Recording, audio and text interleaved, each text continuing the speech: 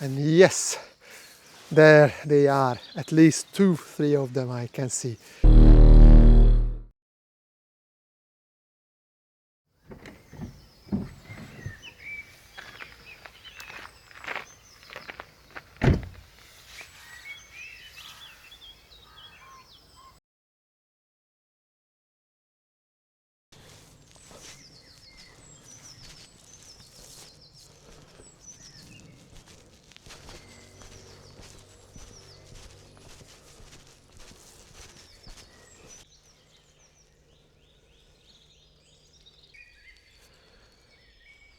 I have options here. I don't even know where to start. Wow, it's a bit overwhelming. This is nature at its best now.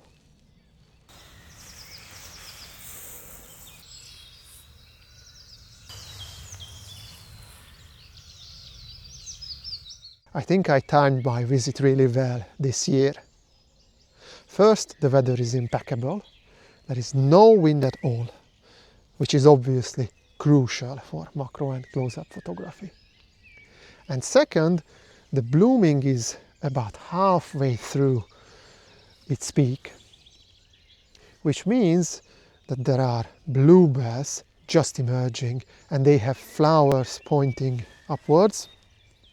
And also there are bluebells which emerged earlier, so they are already taking up that typical U-shaped form which you can recognize them from.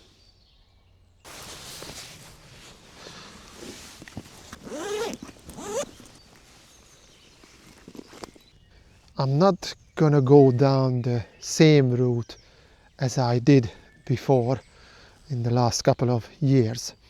I'm gonna show you a couple of images I took of bluebells, and most of the time what I did, I took images which were backlit and I tried to put the rising or setting sun in the background to give a kind of orangey, yellowy bokeh. And I think it's not going to work if I want to stay with the minimalist approach. In the minimalism, you don't really want these harsh colors. You don't want to have the background shout at you. So I think I need to have a much better blurred background, a less kind of pronounced bokeh in the image. So what I'm going to do now, I'm going to grab my Samyang 135mm prime lens, which has a brightest aperture of f1.8, and I'm going to walk around this area and just start taking some images of bluebells in their different kind of flowering phase. Maybe I'm gonna apply artificial light, maybe I'm gonna use reflector, maybe I'm gonna use a polarizer filter. I'm not sure yet.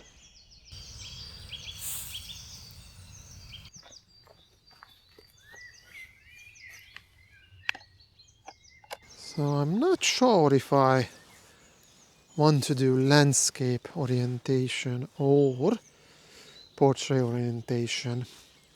I'm gonna start with portrait orientation and 4:3 aspect ratio first.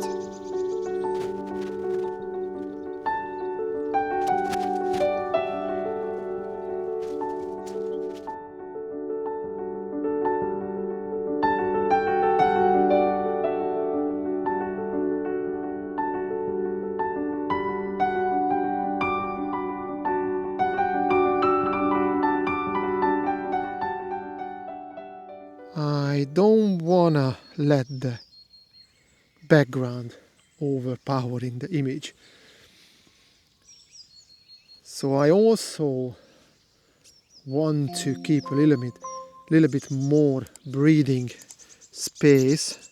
This means I have to get a little bit further away from the subject and get the subject a little bit smaller in the frame, and I have to leave more space around it.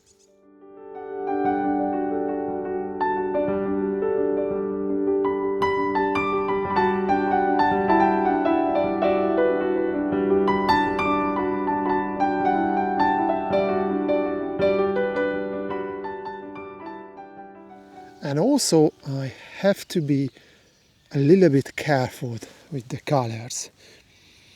I don't want to include too many other bluebells in the background blurred out, because that strong blue color can have an effect on the overall image, and again it can overpower the subject.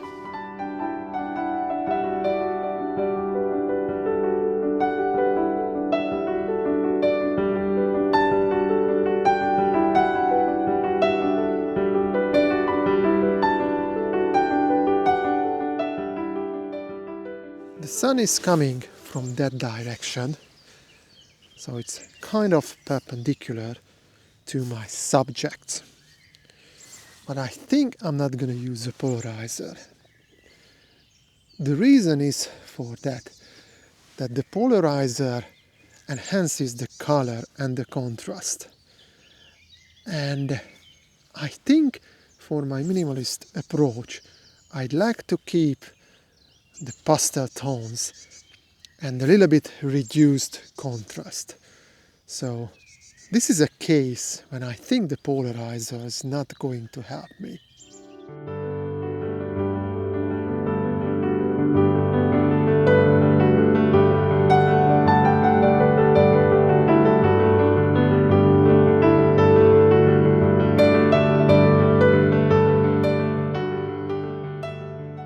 There is nice diffused light coming through the branches. I would say it's perfect for this type of photography. I don't want to have direct sunlight and harsh shadows anywhere near of my images. Okay, enough talk now. Let's get back to embracing shapes and forms.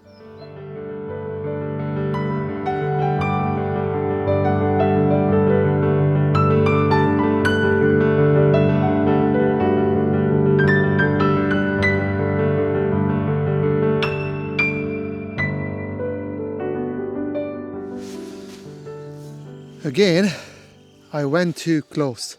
The subject is too big in the image.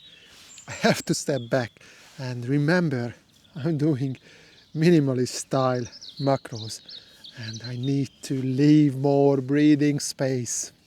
Don't forget that wild bluebells are protected species, so don't trample on them. Please try to stick to the path in the woodlands and try not to damage them.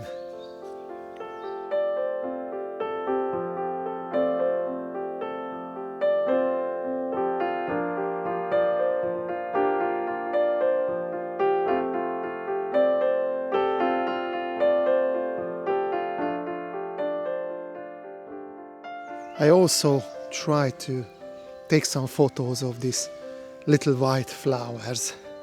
I'm not sure how it's going to turn out, but why not?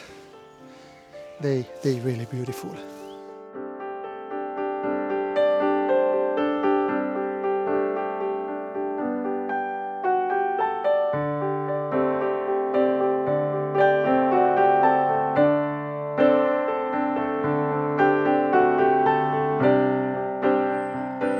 I took now about 40-50 images of bluebells in their different blossoming stages. Curly one, straight one, flowers pointing upwards, flowers pointing downwards.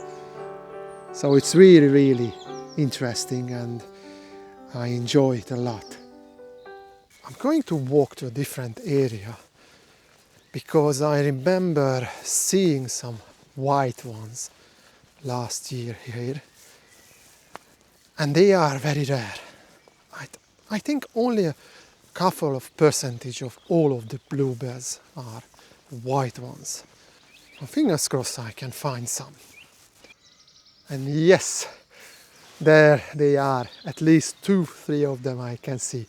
I'm not sure if they are in a good position to take a photo of them, but I'm gonna show it to you. They are beautiful. Unfortunately, they are not in the best place.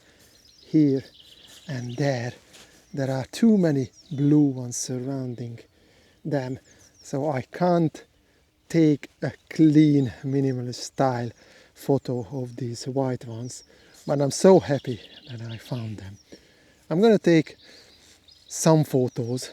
They might not be proper minimalist style ones, but I'm so happy to see these two white ones that I just can't resist taking a couple of photos of them. So any of those ones turned out to be any good, then here they are.